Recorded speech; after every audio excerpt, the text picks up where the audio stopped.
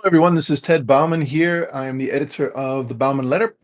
Some of you may get Bauman Daily. My YouTube channel is part of my Bauman Daily, which is a free email that I send out pretty much every day of the week. Today, I want to talk about inflation. And the reason I chose inflation is because I've been looking at this issue for a long time. I mean, it's obviously an important part of the investment landscape, but I've been looking at it for a much longer period because I'm an economic historian by training. And I've realized that there are a lot of misconceptions about inflation that actually get in the way of public policy, and particularly that influence investors in ways that can be self-defeating. So today I'm going to be talking a bit about what I think about inflation, the nature of inflation. And the idea is that we would like you to basically post questions to me as I'm discussing. I can see them popping up on the screen over there. And I will answer your questions as they come out. Now, I've got some moderators working in the background, so there'll be a little bit of a lag between when you post a question and when I see it, because we have to weed out the inevitable spam and all that kind of stuff, the crypto trader guys who come in like they always do. So post your questions. I'm really interested in talking about the nature of inflation, and particularly whether we're facing it under the current circumstances, and if not, why not? But I also want to talk about who benefits from inflation. I'd like to hear your experiences, of course.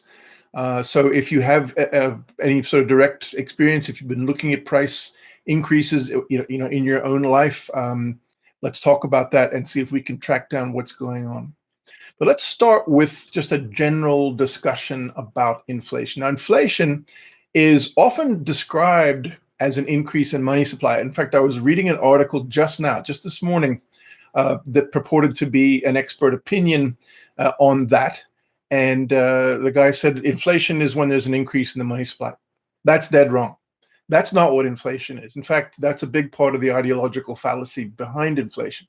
The function of the inflation debate, unfortunately, in many cases, particularly in the mainstream press, is in a sense to try to limit a government's scope of action. And that's an important point I want to get across today, that a lot of what you hear discussed about inflation and that the critical issues about inflation are often obscured just by people saying, hey, it's all about money printing. It's all about money printing.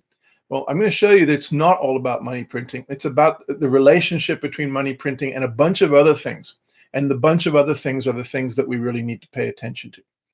All right, so what is inflation then? Well, inflation is when we get a continual rise in the prices of lots of goods and services right across the board. Now, what that means is if you get sudden increases in the prices of specific goods, specific things are rising in price, for example, used cars, that sort of thing.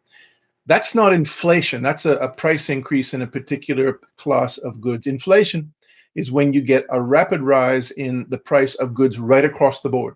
When you get everything going up, and when the rate of price increases begins to pick up, that's what they call runaway inflation.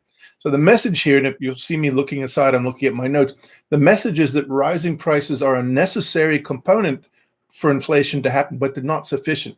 It needs to be across the board. Now, the last thing I want to mention just before the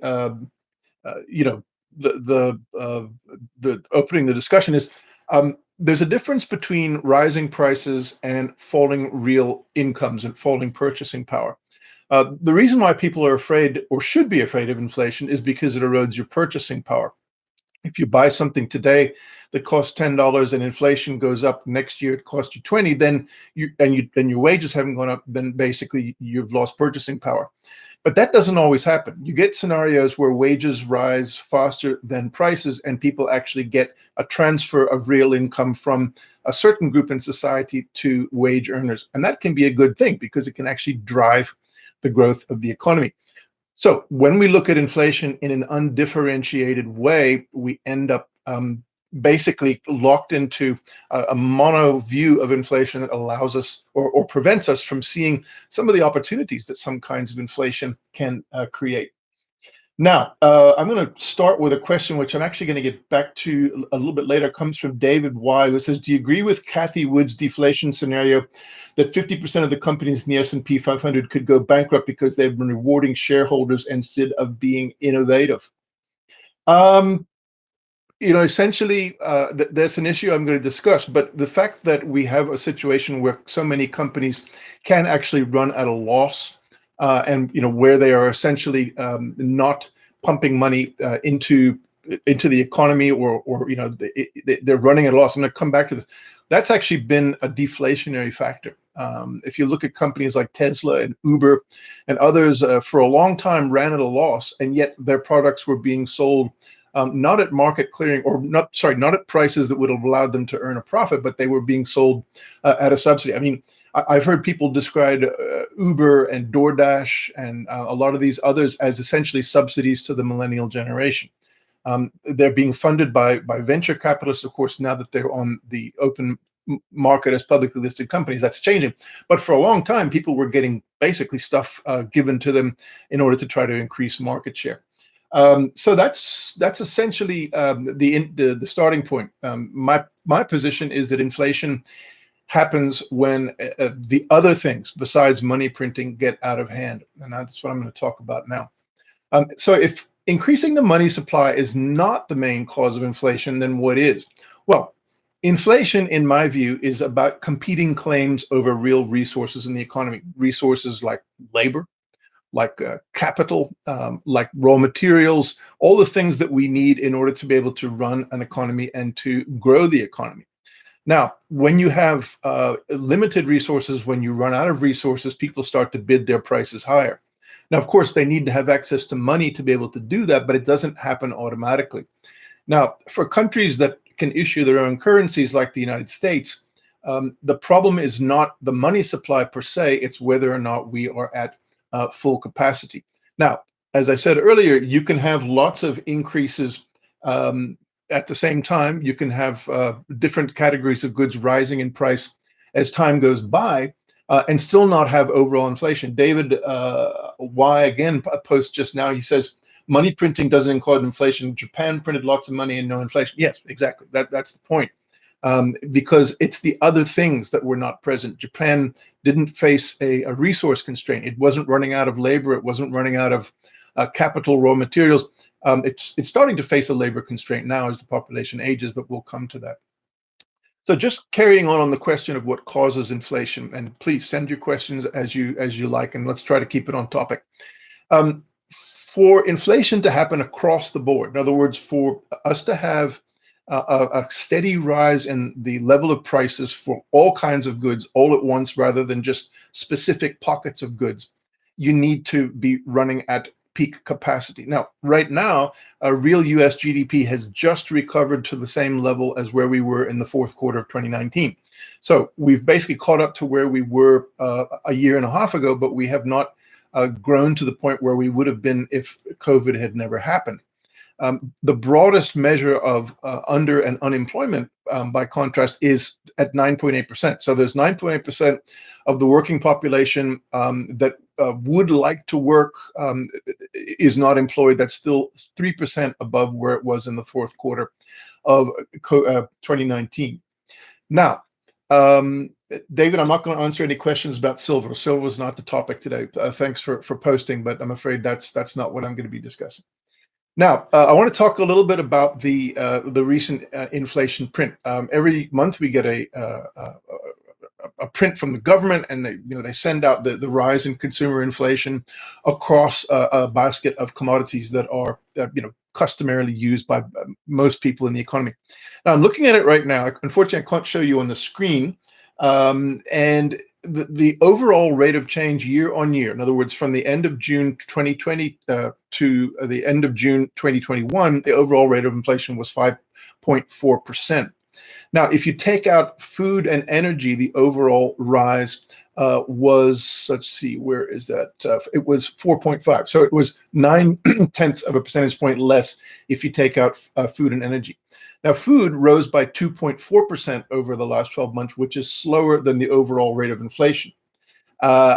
On the other hand, energy has gone absolutely berserk. Energy overall is up 24.5% on a year-on-year basis since June last year. Now, you might say, what's going on? Well, it's because in June last year, the economy was practically shut down.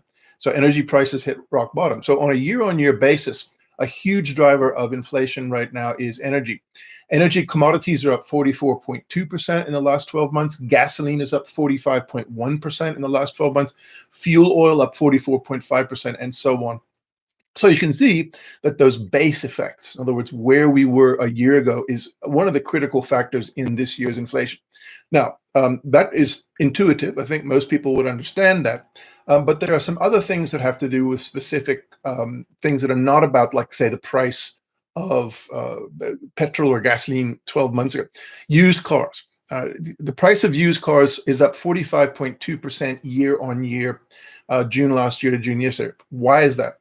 Well, a big reason is because essentially the auto manufacturing sector stopped producing cars and stopped. They stopped producing the alternative to used cars, so that it created big, tight supply line problems with automobiles.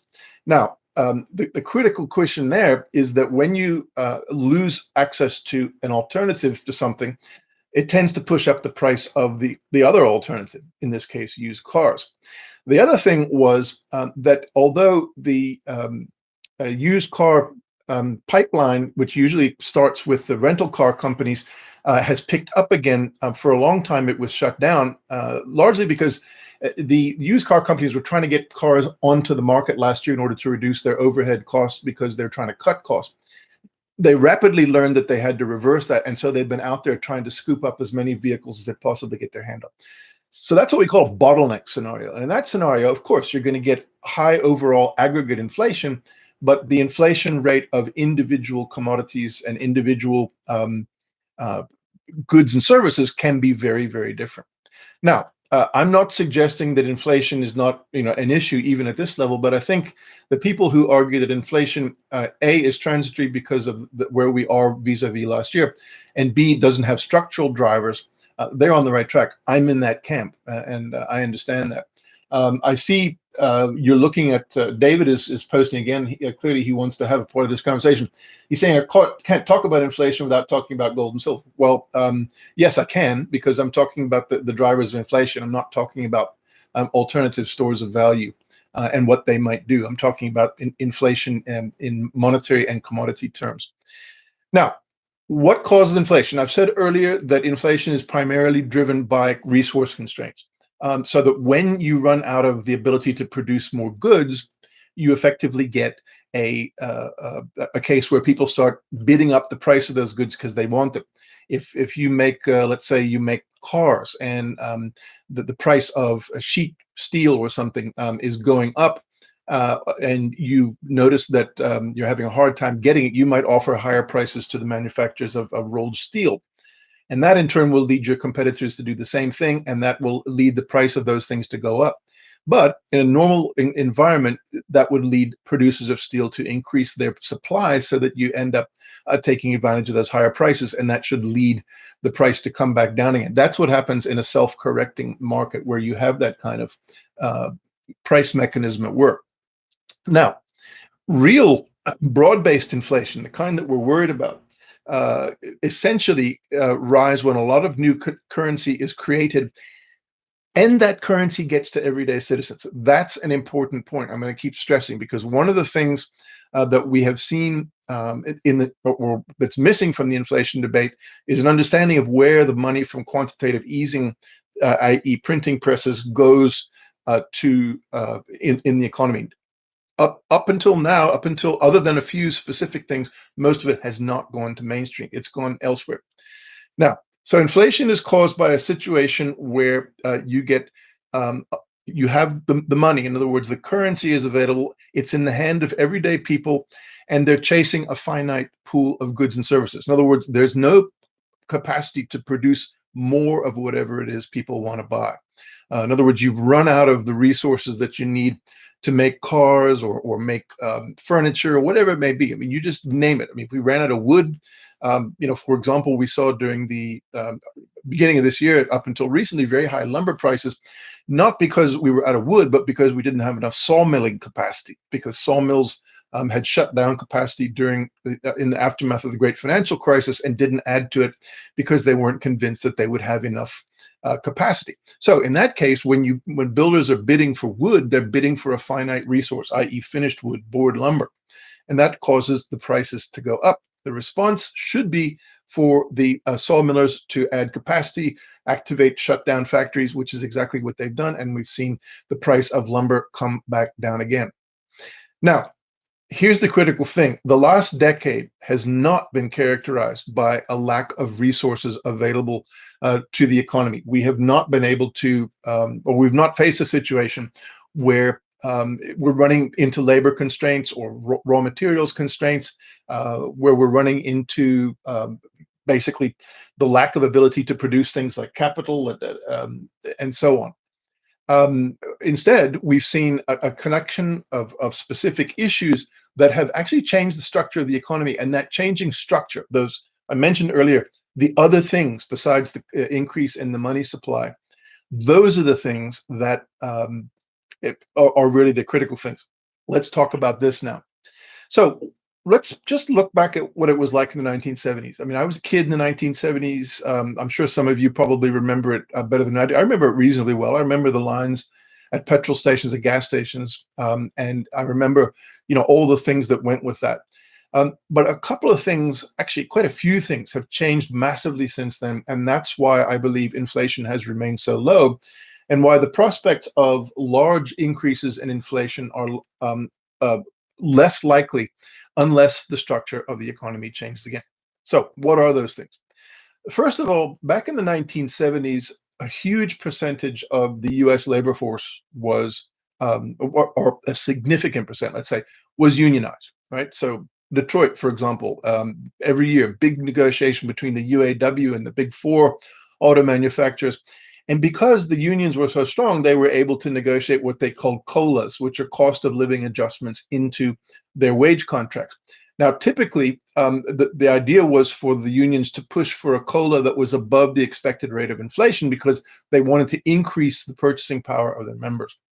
They could do that back in the 70s, and that did lead to steadily rising prices, because one of the key drivers of the cost of the materials, the things that were being produced, like cars and appliances, was being driven by labor costs, which were growing faster than the rate of inflation, which in turn led inflation to go faster. But we had some other things going on too. We had big supply shock. We had the oil and gas shocks, the oil embargo, and those kinds of things, which also compounded it. But the bottom line is that that was a critical structural factor that today we don't have. I mean, today's really unions have all been destroyed in most industries. There are very few powerful unions left, and so labor's ability to set prices is almost gone. So that's the first thing. Second thing, something I have mentioned several times before, globalization and offshoring. In the 1970s, most manufactured goods, physical manufactured goods, were produced inside domestic economies. If you bought a car, it likely came from Detroit or one of its satellite plants in the other parts of the world. Now, the world is one big pool of resources. You can create factories almost anywhere in the world, and that allows you to pursue lower cost manufacturing environment. In fact, that's been one of the things that has really driven politics in the States, in the fact that offshoring of labor has done this. But what it's done effectively is it's removed a resource constraint. It's removed the constraint of having to operate within the domestic economy. That's a huge difference between where we are now and where we are in the 1970s. And that's one of the key reasons why we haven't seen big rises in prices for many kinds of commodities. Now, it's bad for US workers. There's no question about that. What's happening is, first we get the Chinese, or first it was the Japanese, really, and the South Koreans who came in and started producing, taking away jobs from US industries. Now it's the Chinese. Now the Chinese are getting more expensive. It's moving to Vietnam. It's moving to India. It's moving to Malaysia, places like that. The point is that the resource constraints that we faced in the 70s were primarily inside the US economy. So when we hit capacity on something, prices went up. Now there's very little limit or very little barrier to capacity increase because you can source from anywhere in the world. That could change, but that would essentially cause a big problem in the economy. And that's one of the reasons why these things are so nuanced. Now, I'm going to stop there and go over to a couple of questions. A guy whose name, although it looks like it might even be a South African name, I'm not sure. He says, which side are you on in transitory or stationary inflation in developed economy? I'm on the transitory side. I mean, I believe that inflation is being driven by transitory factors. And as I'm going to explain, I'm going to keep talking about the factors that make things different now from where they were. But if those things don't change, in other words, if we don't suddenly have a rise of global protectionism and so on, then I don't see massive increases in inflation coming soon. Now, the next question comes from Andy Anderson. Harry Dent says he expects a major crash and subsequent deflation as immigrant. Do you agree? Harry has been a colleague and I've known him for a long time. Harry's been saying that for as long as I've known him. He keeps saying there's going to be a crash. I disagree. I mean, I think that there's a prospect of big pullbacks, but crashes come as a result of leveraging. Crashes come when particularly the private economy becomes over leveraged, like we saw in 2008. And right now, that's not happening. What we're seeing right now is not being driven by the private sector becoming over leveraged. Yes, there's a lot of debt out there. Yes, yields on junk bonds are much lower than they've ever been. And yes, that does encourage a lot more credit issuance. But the rules are a lot stronger than they were in 2008. Now, when Harry talks about crisis, he usually talks about it in terms of government debt. But as I'm going to argue, there are ways around that. And I think Harry ignores that. And I think that's the reason why he has been consistently wrong on this issue pretty much for as long as he's been writing about it. Now, I was talking about two things. I talked about the decline of labor as a reason why structurally inflation hasn't been a problem. I've talked about globalization and offshoring. So instead of resource constraints inside the U.S. economy, we now face global resource constraints with, at this point, other than the carbon economy and global warming and all these things, we're not up against those resource constraints. I'm talking about things like commodity metals, et cetera. We're not up against those kind of constraints. We are, as I said, facing the effects of unchecked economic growth and failure to contain carbon emissions, but that's a different issue. The third issue that has structurally changed things is technology and productivity.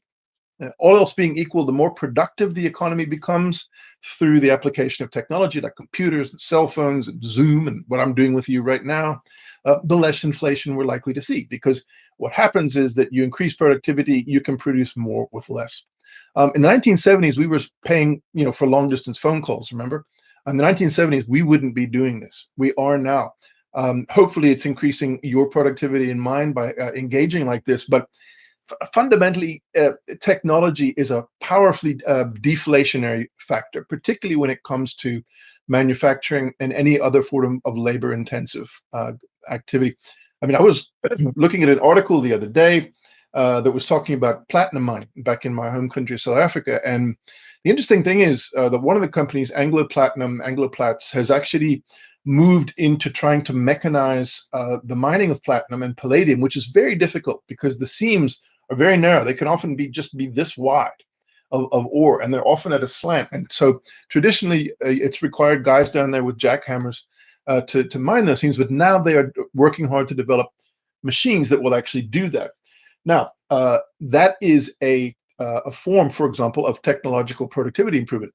It causes miners to lose their jobs, but it does allow them to continue to produce that commodity at a lower cost than they would otherwise. That's an example of how this works. We've seen it in manufacturing with the rise of robotics. I've written a lot about robotics and why I think it's good to invest in robotic manufacturers and the companies that provide them with the software and hardware to run robotic factories. It's going to be a wave of the future, like it or not.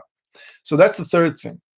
The fourth thing that makes today different from the old days, the 70s, is wealth inequality. Now, since the 1970s, wealth inequality in the United States and around the world actually has skyrocketed.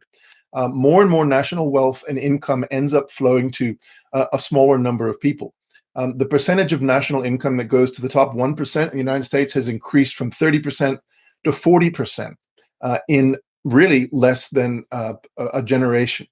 The amount going to the remaining the top 10%. The remaining 90% of the population has seen their share of wealth fall also by about 10%. So you're seeing a shift in the distribution of the proceeds of economic activity to the top of the pile. Now, when that happens, what happens? Well, people's propensity to spend money depends on their access to cash, right? It depends on their the fact if they have cash, they can spend it. But if you have enough cash, there's a limit to how much you're going to buy. I mean, sure, you can buy another yacht, you can buy another mansion, you can buy another private island, whatever. But the chances are you're not going to buy a lot more food or a lot more, of the kind of ordinary things that people consume. So the key thing here is that by increasing wealth inequality, it's actually led to a decline in what we call the velocity of money. That's how quickly a dollar that is issued into the economy, by the Federal Reserve or by government spending travels through the economy. How many hands does it cross? How many different goods does it ends up buying? Well, when a lot of money ends up being, caught into one small pocket of the economy, the top tier of the economy, then that money doesn't flow very much. It ends up going in different places. It goes into the financial markets. And so you do get inflation. You get inflation in asset prices. That's one of the reasons why we've seen inflation in stocks, I believe, simply because A, interest rates are low, but B, you have a lot of money available to chase it. Because we're going to come back to the question Jim Court asked, does the massive debt that governments accumulated during COVID lead to inflation? My short answer is no, and this is precisely why. I'm going to talk about what happens when the government issues debt in just a moment. And I'll explain why I believe don't need to worry about hyperinflation from from QE. So wealthy quantity, the next issue is an aging population. As people get older, they tend to save more, spend less. They're supposed to anyway.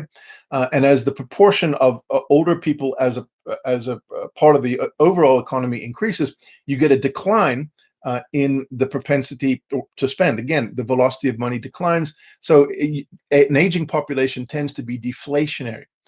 By contrast, when you have a lot of young people in an economy who are all out there trying to buy goods and services to stock up their homes and buy their bling and whatever, then yes, you get price increases. But that's one of the reasons, to go back to an earlier question about Japan, that we see a little inflation, and that's a big driver because of the aging of the Japanese population. The last thing I wanted to talk about it in terms of the structural differences between the 70s and now is we had this weird phenomenon, and somebody alluded to it earlier in terms of what Kathy Woods was saying. Your question was a little different, but one of the things that really strikes me about the modern economy is that you have companies that have been able to exist for nearly a decade without really making any profits. Now, they do that because they keep attracting venture capital inputs. They keep getting people to give them money while they're doing something important, which is to build market share. And their goal is to have so much market share that they can start setting their own prices. They want to become monopolies. They want to have moats. They want to be able to dictate prices. They want to be so big that they can essentially raise their prices. That's what Uber wants to do. That's what Lyft wants to do. I wouldn't say that Tesla wants to do it, but Tesla's a little different because all Tesla has to do, Elon Musk just issues more stock and people will lap it up. And so he can finance his operation that way. But before companies like Uber and Lyft went public, they were actually subsidizing their goods. And if you think about how many people take Uber and Lyft trips every day, and the fact that those are not profit-making or are just almost marginally profit-making, that's a massive subsidy to the economy that we have really been experiencing for over a decade. Something a lot of people don't realize, but basically what we've had is the subsidization of an essential part of the economy by venture capital in order to try to build market share over the last decade. That is a critical factor that's often overlooked. Now, I want to get to the issue of why we don't see so much inflation when we had QE. Now, unfortunately, I can't show you charts, but you've probably all seen the chart. It's like a hockey stick where the percentage of assets, or rather the cumulative total of assets held by the Federal Reserve rises, M2 money supply rises, all shocking. I mean, all historically unseen before. Now, why hasn't that resulted in such rapid price inflation? Well, here's the thing. How does money get created by the Fed? Well, really, there are two things that can happen in our current regime. One is that the government borrows money by issuing treasury bonds, which are then sold to investors. Right? They're usually channeled through central banks, or rather through primary dealer banks. They're sold to foreigners. They're sold to U.S., etc. So what's happening there is the government is spending money, but it's spending it by taking that money from somewhere else in the economy. When you sell a treasury bill to somebody, you're taking the money that they pay you, you're spending it. All you're doing is taking money that could be spent in one place, channeling it to the government, having it be spent in another. Now, that was the case prior to the great financial crisis, and it's still theoretically part of the mix now. But increasingly, since 2008, we have a different scenario going on. And the scenario is that the government issues treasury bonds. The primary dealer banks are required to buy them, because if they want to be primary dealer banks, they have to buy a certain percentage of treasury bonds, but they don't want them. Okay, they have enough on their books. They can't let their cash reserves get too low. They can't keep so many, in their on their balance sheets. So what happens then is that the Federal Reserve has been buying those treasury bonds from the primary dealer banks in exchange for newly created money. Now, when that happens, that money goes into the banking system. It goes into reserves, right? It goes into the bank's reserves, which theoretically allows them to increase their lending. But they don't increase their lending if the economy doesn't have good prospects. I mean, try to go and get a business loan. Try to go and get a small business loan. You won't get it unless you have an exceptionally good prospect. You're in a good market or something like that. So that part of quantitative easing essentially gets caught up in the financial system. And there are debates about where the influence that has on things like stock prices and so on. But basically, that money is not able to drive inflation because it doesn't get into Main Street. Now, there's another route that can happen. Again, it involves the government issuing treasury bonds. It sells them to primary banks, dealer banks. The primary dealer banks sell that to the Federal Reserve in exchange for newly created money. But in this case, the government takes the money that it gets from its treasury bond sales and it sends it out as payments, transfer payments. It sends it out as stimulus checks. It sends it out as unemployment checks. It sends it out in some way into the economy to pay for things, or rather, as part of programs that had not previously existed. Now, that's an important consideration because that's really the only way that money printing can cause inflation. If the government is spending money simply by giving it to people on Main Street and issuing debt in order to do that, and the Federal Reserve prints new money, if you like, digital money in order to fund that. When that happens, yes, you can get inflation. But if you look at most government spending, let's look at the infrastructure bill. The guy here who is really most concerned about this is not the inflation people, but rather the productivity people, the people who look at what the impact of inflation might do, productivity increases what kind of productivity increases we might get from infrastructure spending. The idea behind any government investment, in fact, any investment at all, is that you borrow, you invest in something productive, you get an increasingly productive economy, tax receipts come back, it retires the debt.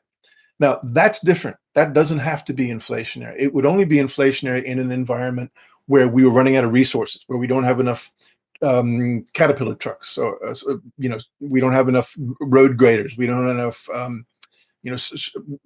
backhoes, things like that, enough asphalt. Well, that's not an issue. We're not facing that kind of problem. So that is why I would argue that the real primary problem with money printing is only if you have helicopter money. Now, I'm looking at a bunch of questions. I'm getting some people coming in here making assertions. Where we are. We will have stagflation. Okay. You say so. I would like to know why you think that. But essentially, Ant-Man says, have you seen food prices? We have inflation. Sure, but which food, Ant-Man? All of it? Some of it? What's driving it? What are the issues? Is it because of energy prices that are driving it? Is it because we have shortages of certain kinds of goods in the pipeline that help produce food that are causing temporary increase in prices? Or is it a permanent increase? That goes back to what I said earlier. And this is the difficulty, because for all of us in our daily lives, if we see food prices going up, we think, oh, this is inflation. But the critical issue is that very few people actually talk about what drives it and whether it's a permanent or transitory thing. Oil is going to rise. Oil has already risen, as I mentioned. Ant-Man, oil is rising because it was at a very low price a while back. It's going to rise also because if we see a cutback in the production of oil, in other words, if drillers and frackers cut back investment because they expect a policy to move us towards a renewables economy, they might cut back on their their new exploration and drilling and whatnot, which could lead to a decrease in supply and an increase in prices. But again, that's driven by some specific thing that we can understand. It's not just happening out of nowhere. Where are we? Right. All right. Now here's somebody who's getting right to the nub. Jeff Nauman says, "Do you then agree with modern monetary theory? Money printing does not drive inflation." We are in a modern monetary theory environment right now, folks. A lot of people don't realize it, but effectively, since 2008, the Federal Reserve and some of the reserve banks around the world, like the Japanese and European central banks, have been engaging in modern monetary theory type stuff. Now, modern monetary theory basically says that you don't use central banks and interest rates to control inflation. You use government spending and taxation to control inflation. The idea is that you can just issue new money if you have the power to do so, like the federal government. And that new money can be used to buy goods and services up until the point where you run out of capacity. And when you run out of capacity, at that point, then you'll start to get inflation because you're running out of things to buy with the money that's available. So at that point, government is supposed to raise taxes in order to bring the money supply back down again in order to stop inflation. Now, that's in theory. What happens in practice right now is the critical pathway still remains through the dealer banks and the Federal Reserve. The Treasury Department can't just go out and print money. It has to sell bonds to the dealer banks, who then go and get or sell those bonds onto the Federal Reserve. But as I said, the Federal Reserve is buying those bonds by creating new money out of thin air. It's increased its balance sheet by more than $6 trillion over the last year or so. So that's $6 trillion of new money created in order to basically fund government spending. And as I said, some of it has gone to Main Street, but a lot of it has gone to other things. Now, the critical question here is, how is that different from MMT? The only difference is, A, that it's not direct money printing by the government. It's being mediated through the old bond system. But B, we don't yet have any kind of focus on spending and taxation as a way to control inflation. So fundamentally, I would say that from the perspective of real world experimentation, we have seen MMT already in action, and it has not resulted in hyperinflation.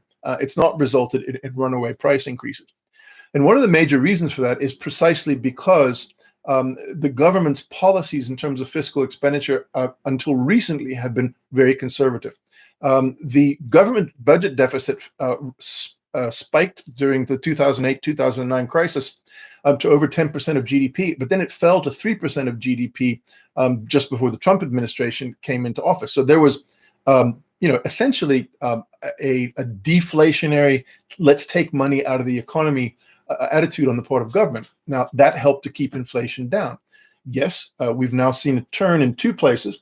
One is that there was a big tax cut in 2017 that wasn't offset by reductions in spending. And of course, now we have essentially helicopter money. Those two things, those are the kind of things that can cause inflation, but yet we still haven't seen it. What we have seen is inflation coming from the supply shock from COVID last year.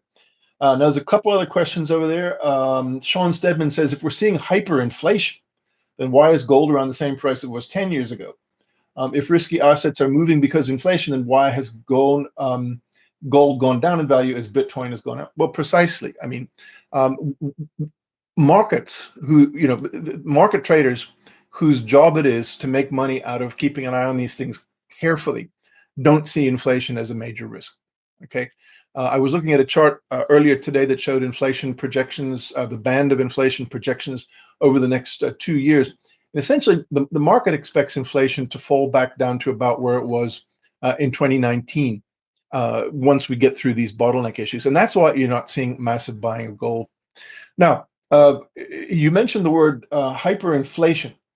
And that's an interesting thing because people like Harry Dent and others talk a lot about hyperinflation, and they always like to use two examples, actually three. They use Weimar Republic of Germany in the 30s. They use Zimbabwe, or sorry, 20s and 30s, Zimbabwe, and they use Venezuela.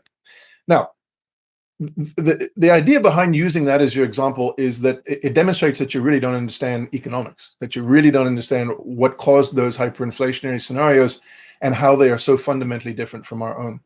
In all of those cases, you had three things that all came together to cause hyperinflation. One was that you had a relatively closed economy that was highly dependent on imports, and so you had to you had to acquire foreign currency in order to buy things that were essential to the economy. The second one is that you had massive loss of productive capacity. In the case of Weimar Germany, it was the sanctions imposed on Germany after the end of World War I, literally factories being packed up and carted off to France and other places. In other words, as war reparations, severely restricting the productive capacity of the German economy. That was the second thing. In Zimbabwe, you had the whole land, quote unquote, reform thing that happened at the beginning of the 1990s, when pretty much the entire agricultural sector, which was dominated by white farmers who were about 1% of the overall population, they owned 70% of the land. Almost all of that was redistributed overnight, and it caused the agricultural economy to collapse because there was no plan to deal with it. In fact, there was a lot of corruption. So in that case, just like Weimar Germany, you had a collapse of the productive economy, yet you still had foreign currency obligations. And of course, that meant that the government was tempted to print money to try to keep its own operations going. Same things happening in Venezuela with the collapse of their oil industry and their own isolation and so on. So all three of those examples have very strong similarities that really have nothing to do with an economy like the United States. So please, anytime people start talking about that stuff, that's a clue that you're talking to somebody who A, doesn't know what they're talking about, and B, is trying to throw a scare into you by deliberately misreading history. And I definitely don't respect that. Anyway, I flew my flag there on that one. Now let's talk about who wins and loses from inflation. Broadly speaking, inflation punishes lenders and it rewards borrowers. And that's one of the reasons why the top tier people, the money people, the 1%, all those people are so anti-inflation, because a lot of their fortunes and their financials and their assets are based on lending. In other words, they have put money into money markets and they're expecting a return, and they want that return to be in excess of inflation in order to be able to have more money than they started with. That's the nature of the lending business. Now, if you get inflation and you have fixed term loans, then those people lose money because they're going to lose the value of their assets, if their assets being in the form of accounts receivable, basically loans repayable. Borrowers, on the other hand, do very well in a high inflation environment because it means that the real value of the debts that they owe are declining. Now, if their wages are going up faster than their loan repayments are going up, they can retire their loans.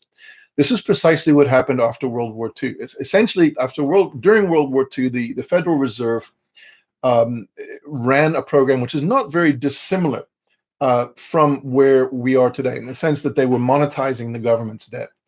But in order to correct that after the war, they then essentially intervened through a kind of a quantitative easing. They controlled short-term and long-term interest rates to keep them below the rate of inflation, so that across the economy, debt could be written down through moderate inflation. Inflation is deflationary in respect to debt, if you see what I'm saying. It reduces the value of debt. It helps the economy to deleverage. So effectively, that's kind of what we're doing. The problem now, and I'm going to come to a question that Red Baron 757 is and that's really hit the button on the head right there. Can you explain how the Federal Reserve will reduce its balance sheet? Well, after World War II, the Federal Reserve did this through open market operations, through manipulating long-term and short-term interest rates, buying and selling in the market as it's doing today. But it had a conscious policy of trying to withdraw its support, so that by the late 50s, it really wasn't actively involved in that anymore. What happened during the 1950s? The economy grew like a rocket. I mean, it just took off. The GI Bill, you had investment, all that retooling after World War II, and that went into automotive and appliances and all these consumer goods, and that led to a dramatic increase in tax receipts, and that meant that the government was able to retire its debt very quickly. Now, what we have now is a scenario where the economy, sure, I mean, looks good this quarter, looked good last quarter, but that's because of the low base last year. But over the last decade, economic growth rate has been really, really poor by historical standards. I mean, we're still below where we would be, or where we would have been if the great financial crisis had never happened. If you see a chart, it goes like this, goes up and then down and like that. The trend line is still way above where we are, and that means that we've never really been able to grow the economy, which allows the government to increase its tax base, which allows also some inflation, which helps to erode the value of debt, all of which helps to get the country's finances back. Instead, we've had austerity. We've had a tendency to try to put the onus on the Federal Reserve as opposed to the fiscal policy of Congress in order to try to boost the economy. Of course, Congress can't agree on anything, apparently. I mean, we'll see if they agree on the infrastructure bill, but that'd be a miracle if they do. But basically, we're in an environment very, very different from where we were in the 50s and 60s after World War II. Then it was the anti-communist thing. We were building a defense industry in order to counter the Soviets and so on.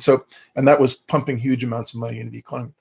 So realistically, the barrier, Red Baron, to being able to empty its balance sheet is that there's nowhere to go. You can't put $6 trillion new dollars back into the economy by selling those bonds into the market. The market's saturated with Treasury bonds. If you try to increase the supply by that much, their yields will increase dramatically because you're increasing the supply of the asset. That will cause interest rates to go up, right? That will cause stocks to go down. That'll cause the housing sector to collapse. It'll cause all kinds of terrible things. In fact, I've said in a video not too long ago that I think one of the biggest things investors need to worry about is what happens when the Federal Reserve, if and when it decides to deleverage, because it really only has two ways to do that.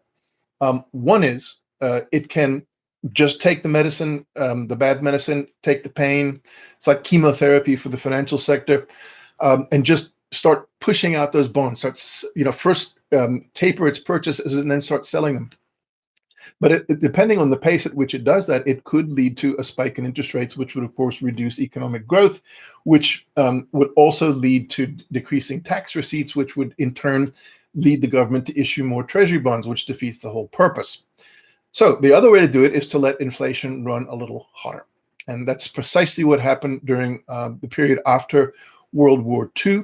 And I think the reason why the financial markets are not more upset about inflation is because they recognize that enough inflation to run down the value of debt and help the economy to deleverage slowly is much better than a sudden flood of all those mortgage-backed securities and treasury bonds onto the market, pushing down their price. So fundamentally, I think that's the problem. And I think the Fed is caught in that quandary where it cannot deleverage under current policy frameworks, and it actually needs the government to spend money and drive a bit of inflation in order to increase tax receipts and to run down the real value of debt. That's going to have to happen. And historically, if you go to Seeking Alpha, there's a really good writer on this topic named Lynn Alderman, and she also publishes, if you Google her, Lynn Alderman, Aldman. She's a brilliant writer on this topic, and she can explain it in the simplest terms for anybody to understand. And she points out that this is a periodic thing that happens. Now, Harry Dent, somebody mentioned earlier, he's talking about the long term. He likes these long term cyclical cycles, his thesis is that you have to deleverage, and it's true, you do have to deleverage. But the deleveraging doesn't have to come through a collapse in asset prices. It can come through a moderated, managed kind of rundown of debt. For that to happen, though, you have to have rapid economic growth, like you had in the first in the deleveraging after the Great Depression, during the run up to World War II, and then after World War II, the Cold War and all of that. That allowed that to happen. So fundamentally, I think the biggest problem is not inflation. And I said this is actually the title of a video here on my YouTube channel. I said the issue is not inflation. The issue is what happens when the Fed actually starts this. Now let's talk a little bit about one other issue on who's inflation good for. If wages rise faster than overall prices, inflation is good for wage earners. That boosts spending, real spending. That increases economic activity, investment. That leads to higher tax receipts, which allows government to reduce its debt burden. So, in a sense, high unemployment is much more costly for you as an investor than high inflation, at least in the medium to long term. And I know that's heretical. I know it probably paints me with a certain kind of brush. But ideally, what we want in this economy is a scenario where the ordinary wage earners are increasing their spending capacity so that they can actually go out and buy things and drive real investment instead of money getting sucked up into asset investment, which leads to bubble conditions. That's something I believe in very strongly. Last place is somebody mentioned that inflation is devastating for those on fixed incomes. Absolutely, I get that. That's again Jeff Nauman. Jeff, absolutely, and that's precisely why in Bauman Daily, in my article earlier this week, I talked about my strategy, my personal strategy, which is to double down on high-yielding assets and keep a very close eye to make sure that I get out of any that potentially are facing the yield cuts for any reason. I buy closed-end funds, I buy business development corporations, I buy REITs, I buy high-yielding ETFs. I keep a close eye on their expense ratios, but my goal is to earn a high average yield on cost rather than depend on fixed income through treasury bonds. Anybody can do that. I agree. If you're trying to make money out of your treasury holdings, it's not going to happen. Certainly not going to happen through CDs and so on. All right, and I'm going to come back to that. But here is a typical sort of ideological answer, and I apologize for calling that. William Beebe says inflation harms lower income wage earners because basics consume more of their disposable assets. Blah blah blah blah blah. Those folks will be hurt. Yeah, that's a classic argument, isn't it? And it's funny how you often hear those from people, at the very highest echelons of the economy. Suddenly they worry about those people. I just said that the whole point is that if real wages are rising faster than the overall rate of inflation, which is what happened during the 1950s and 1960s up until the Vietnam War, you get increasing prosperity across the board. Yes, if you do get a scenario where wages are not increasing as fast as inflation, definitely that's a problem.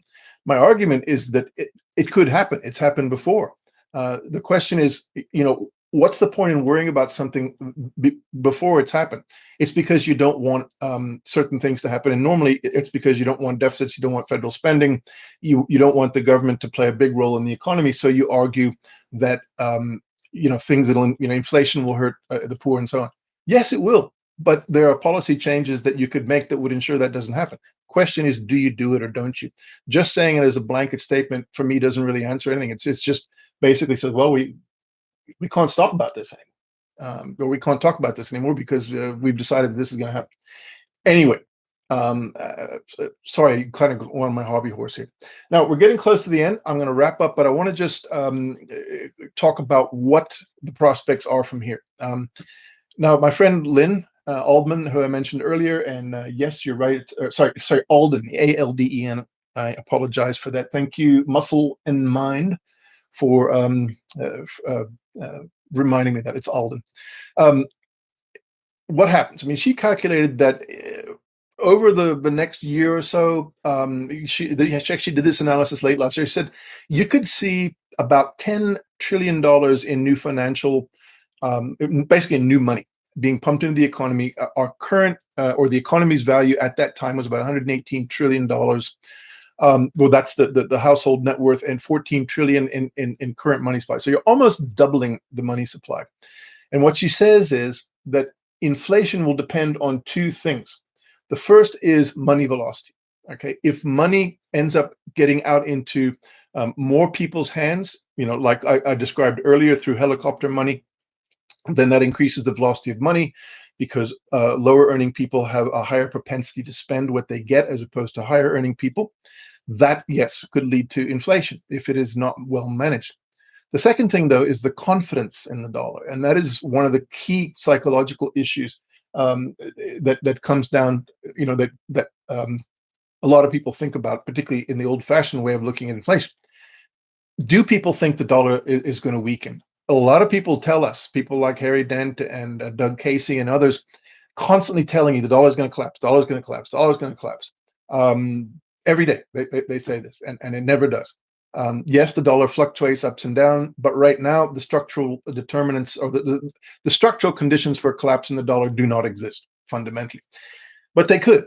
Right? They could. That would depend on lack of confidence in the U.S. dollar's future. But that would depend more on politics than anything else. It would depend on the inability of the United States to actually be able to do what I was just describing, to try to engineer an economic environment where wages rise faster than general price inflation, where you're running down the value of debt, you're deleveraging through a managed inflation and so on. If we could do that, people would have a lot of confidence in the dollar because they'd have confidence in the U.S. economy and in the U.S. government. If we can't do that, yes, we're probably heading for a problem. But here are 4 things, and this is also something I owe to Lynn Alden. She says, whether that happens depends on 4 things. Number 1, what share of new money issued by the government ends up in consumer hands? Number 2, how nominal asset prices fall. In other words, how much of an impact it has on things like the price of housing and the price of stocks and so on. How much of the money that the government pumps into the economy goes to deleveraging, i.e. paying down debts. And one of the things that we've seen this year, or certainly late last year and earlier this year, was that a lot of people took the money that they got from Stimmy and they used it to pay down their credit cards. Now, if that happens, then it's not inflationary. All right, that's a way of deleveraging. Now, and then the 4th thing that she argues is that the key thing is whether or not lending picks up to multiply the effects of new money. And I would argue that this is one of the most important factors, that all this new money that has gone into the financial system in the form of additional reserves for the major banks that they keep at the Federal Reserve has not fed a lending boom in this country despite low interest rates. And I would argue that one reason for that is because the prospects, particularly for small business and medium-sized business, are still not great because people don't have enough money to spend. I mean, you've seen the statistics about the number of people who can't find $400 for an emergency, the number of people who live paycheck to paycheck, the number of people who, more than 50% of people in this country don't own any stocks. Most stocks are owned by the top 5% in the country. So much of our discourse is focused on that aspect, because we're investors, that we ignore the fact that a robust economy requires people to have money to spend. And really what Lynn is arguing and what I'm arguing is that there needs to be a change in our policy orientation that takes into account how the appropriate use of both money creation, government debt, and fiscal spending and taxation could actually boost the economy, bring it closer to full employment, and therefore increase the earnings of the companies that we invest in, and therefore sustainably increase their prices instead of just driving it through low interest rates and lots of QE. Anyway, that's my my argument today. I see a lot of questions have come in, a lot of conversation going on between you guys, which is great. Like to see it. I think when we do this again, I would encourage you to be very focused on the topic. Let's try to focus on what we're talking about. I know there are a lot of things that you're interested in. And then I'd like to do it again. And what I'd like you to do is to go below the video after this into a poll. I think we're going to issue a poll, and we'd like to know whether you'd like to see us do this again. I'm happy to do so. I can talk the hind leg off a donkey, as they say. So it's no problem for me. Anyway, this is Ted Bauman signing off, and I really appreciate the almost 200 of you who came to talk to me today.